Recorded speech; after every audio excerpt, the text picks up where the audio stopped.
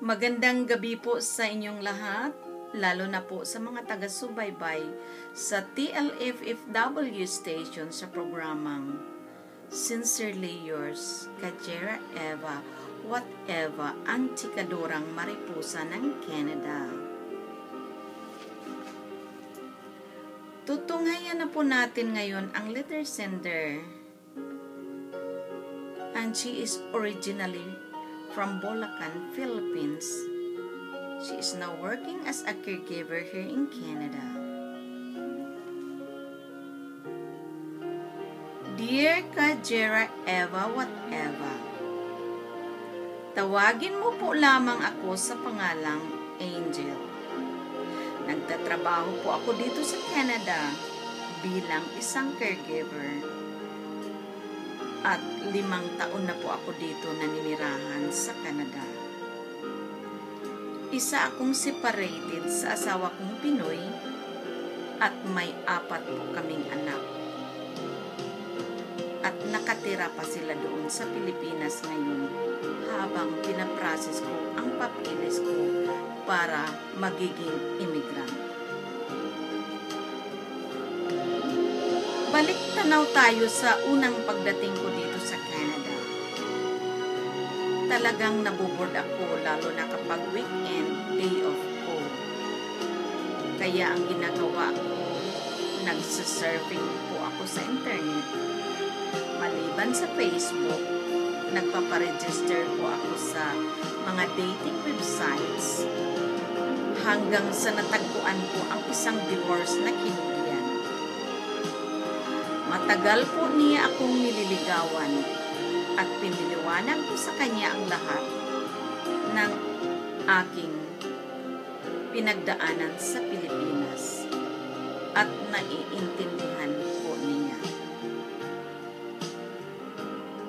Simula noong nanliligaw siya sa akin, lagi ko nang sinasabi sa kanya ang mga problema ko.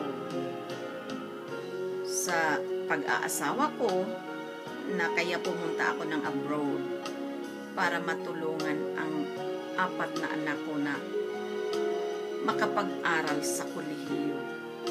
Kasi gusto ko talaga sila makapagtapos ng kolehiyo. Sa matagal ng panliligaw niya, nahulog na rin ang loob ko. At nagmamahalan kami parang isang mag-asawa. Kaya nagdesisyon kaming dalawa na mag-upa ng isang apartment na titirahan namin. Paglipas ng 2 taon sa pagsasama namin sa iisang buong, nagdesisyon kaming magbakasyon sa Pilipinas para bisitahan ang mga anak ko, lalo na nag-attend po kami sa graduation ng anak ko. Alam niya ang kalagayan ko sa Pilipinas. Pinakilala ko ang ex-husband ko sa kanya, ang mga anak ko, pinakilala ko na rin sa kanya, at tanggap niya ng buong-buo ang mga anak ko. At sa katunayan nga, napamahal siya sa mga anak ko.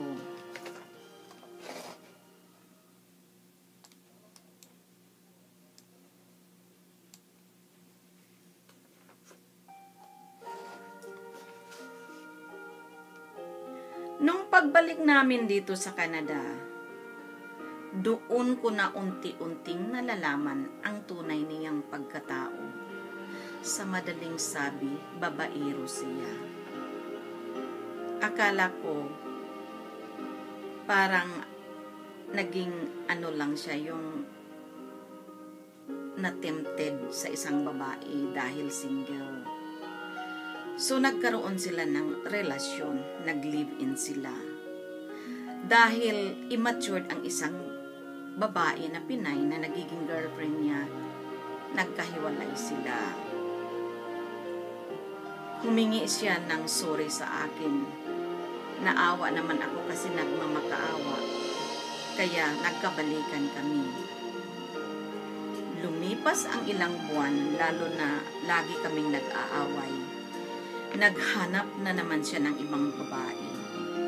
Ang masaklap, ganun din, Pinay ang hinahanap niya. So, nagiging dalawa na ang naging karelasyon niya na Pinay. Masakit sa akin ang lahat, lalo na pangalawang beses niyang ginawa yun. Pero wala akong magagawa dahil hindi pa ako divorce. Siya divorce at yung nakarelasyon niya ay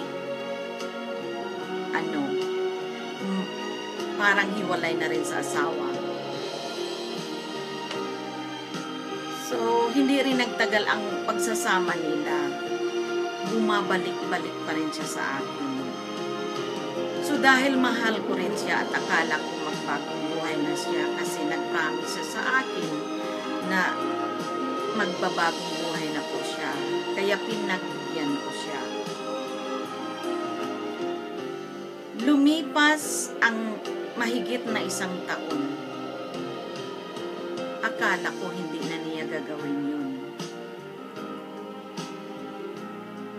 Ang hindi ko matanggap kasi ang nagiging karelasyon niya, ang best friend kong Pinay na nakatira sa apartment namin.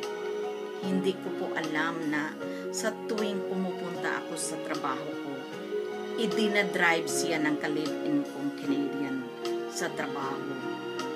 Hanggang sa nabuking ko sila na may relasyon. Nung nalaman ko na may relasyon sila, dalawa, pinagsabihan ko, umalis na kayo dito sa pamamahay kasi hindi ko kaya. Hindi ko matanggap ang lahat na pinagtaksila ninyo ako. Lalo na ang best friend ko. Bakit niya nagawa ang pagtataksil sa akin?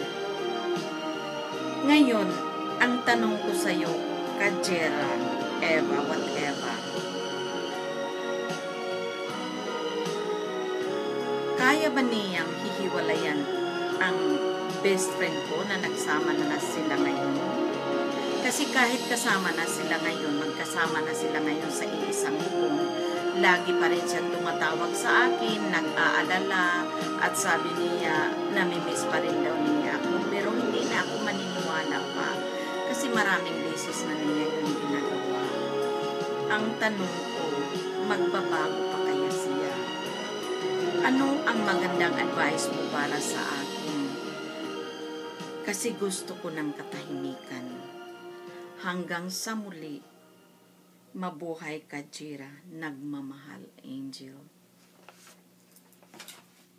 Thank you for watching my video, Angel, and I will try to share my advice to you as soon as I can, okay? Thanks for watching my video. I love you.